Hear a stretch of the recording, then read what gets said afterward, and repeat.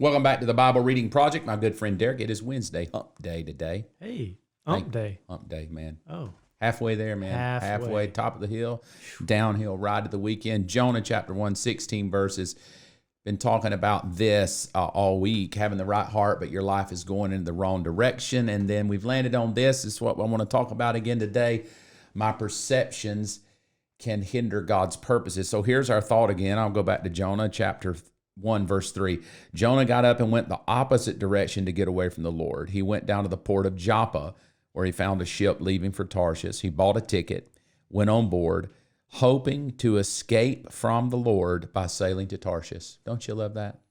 The beauty of that thought, hoping to of his perception that if I get on this boat, right, and I go the opposite direction, I can get away from God. It's a crazy thought. No, it's good though. It's a great thought. It is. That perhaps my life might escape God if I'm smart enough. Like God wants me to go east. I'm going to go west. Probably when I do and buy the ticket, he's going to totally forget. Right? Perceptions. But listen to how God responds, because I love New Living. It's just beautiful. Right. But the Lord hurled. I think hurled. Hurled is like throw up. I could just stop there. He just hurled. He just hurled. He's like, dude, really, you're trying to run. So Jonah's perceptions, all right, which start here. God asked something to me. I don't want to do it. We saw yesterday why. And so his perception of, I can get on a boat, hide out, escape the judgment, not have to do what God wants me to do. I can get away with it. I have plenty of excuses. I have plenty of reasons why. I have a lot of stuff that I can justify why I'm going this way. That's my thought to you today. Perceptions. And I want to talk today of how perceptions affect marriage. Right. The things we get in our head about each other. Right. Even going into marriage, right? Because I take my perceptions into my marriage. Oh, my mom and dad were this way. I swear I'll never be like that. Right. And then we get in that way, and we may not. But that perception, or your first fight, or what I hear people say all the time, well, it's just better we don't even talk about that subject, because when we do, all we're going to do is fight. Right. And well, have you talked about it? And have you tried? Well, we did, but every time I do, this happens. And those perceptions, once they get in your head, it's just hard to move forward, because what do they say in psychology? Perception is reality. Yeah, it becomes your reality. You know, that your wife could think something of you that's not even remotely true, but it's true to her because that's my experience. Yeah. And so let's talk about it. Relationships, perceptions in a marriage.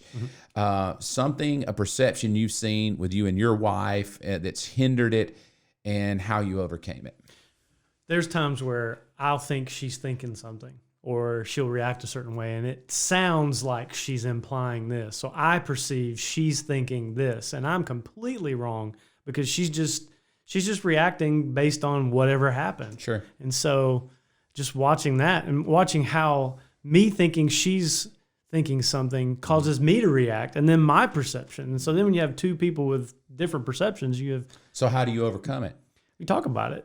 How do you practically talk to someone when the typical marriage is, I'll just talk about it?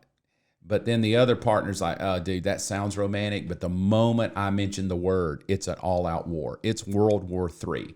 If I even say the word money or finances or kids or whatever, or sex or it's just going to generate. So I find that a lot of couples just don't know how to get it out without it turning into World War III. Right. So Valerie, your wife, here's her comment, here's your perceptions, her perceptions, and then you say, we just talk about it. Right. Did you get there overnight? Did No. you work to that point? And if so, how did you get there? Well, there's very few things that we really have argued completely over about. But, I'd say with the kids, where certain things we have gone through with certain ones that just struggled with things.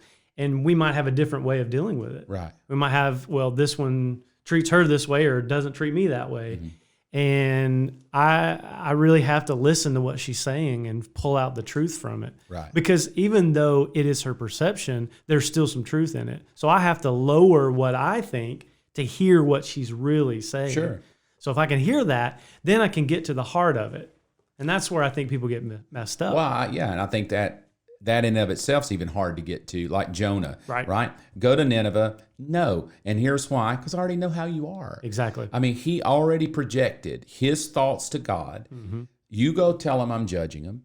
And so he's like, no, I'm not going to go tell him because I already know how you are. Right. And you're this way. You're a compassionate, unfailing, ever merciful God, and you're going to tell me to judge him. And I'm going to say that, then it's not going to come true. And I'm going to look like an idiot and a jerk. You're going to make me look that way on purpose because you already know. And I think that's kind of how marriage is a lot of times. Yep. It's like I just so read into the person.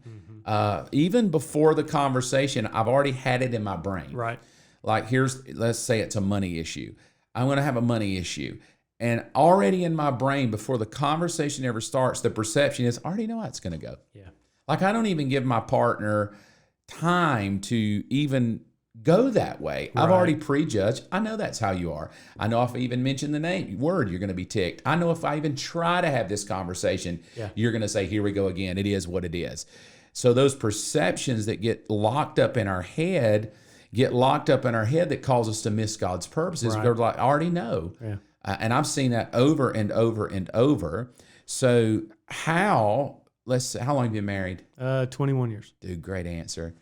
I like the fact you went, because that made me feel better. Yeah. You just didn't go 21 years. Well, I do the math in my head. Now, I like that, though. I remember the year we were married, so I just do the math in my head. Because when was the year you were married? 99. 99? Yeah, 1999. On a party like it's That's right. So what I do is I just add one. Dude, that's smart. See? Well, I mean... No, that was smart. The fact you went, showed me she's going to kill him, and then you threw out 21 without even a breath. I'm like, okay, that's better. Okay, because if she watches this, he got it right. I hope, 1999. I did. So I love you, babe. In 21 years, was there ever a topic that you and your perception thought might not want to talk about that because I already know how it's going to go? Yes. Shiloh. Oh, which is a dog? No, it's my son. Your son named Shiloh. There was a movie with a dog named Shiloh. One time. Yeah. Is that why you named him Shiloh? No, it's in the Bible. Yes, where? Yeah, Shiloh is a place in the Bible. Yes, where? It's in Genesis. Genesis 49. You just read your Bible. I love it. Don't ask me. I don't know, but it sounds good.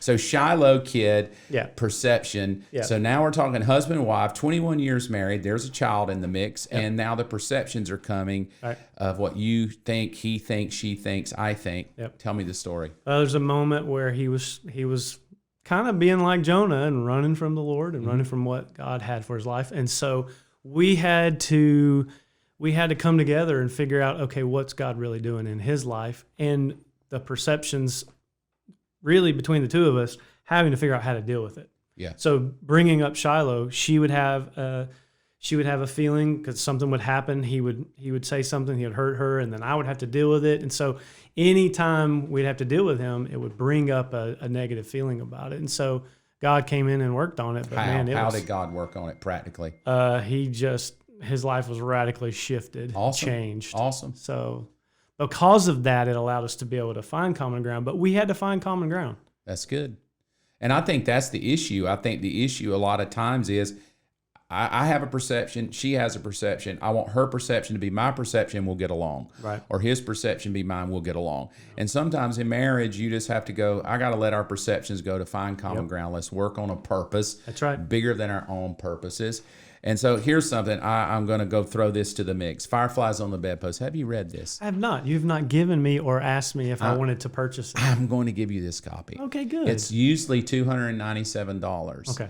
But today only, I'm gonna give you a copy for free, like a $297 book. But this is Fireflies on the Bedpost, a book that I wrote not long ago. On page 44, I'm going to read a segment of it real quickly. And then I'm going to talk about it this week. Is that all right? And just kind of, because I think it's pretty good. This is what it says. A better life is guaranteed when you stop tolerating negative thoughts and perceptions. That's good. Yeah. Because I wrote the whole book on how to deal with your thoughts. The whole tagline is, don't let the mess in your head ruin the beauty of your tomorrow. Wow. And that's what happened to Jonah. So, man, it is available. It's like, I think it's like on sale for $10 on Amazon. So you can go to Amazon Get this bad boy. Fireflies on the bedpost. Look at the photo on the back. The photo on the back's worth $10. It is. I mean, look, I'll just let the camera see that. I mean, that's at least worth $10. I just got my head shaved there. But it's good. It says, whether you struggle with tragic circumstances or petty frustrations, one thing is a guarantee: your emotions can make a mess of things. And so grab you a copy. Hey, if you don't have the funds, hit me up direct. I'll shoot you one for free as long as I got enough in stock. Thank you so much for being here today. I love you. As I always say, if you can use anything, Lord, you can use me. If anybody comes across my path today that needs you, may I ever be so bold to lead them to you. I love you and bless you. Have a great day.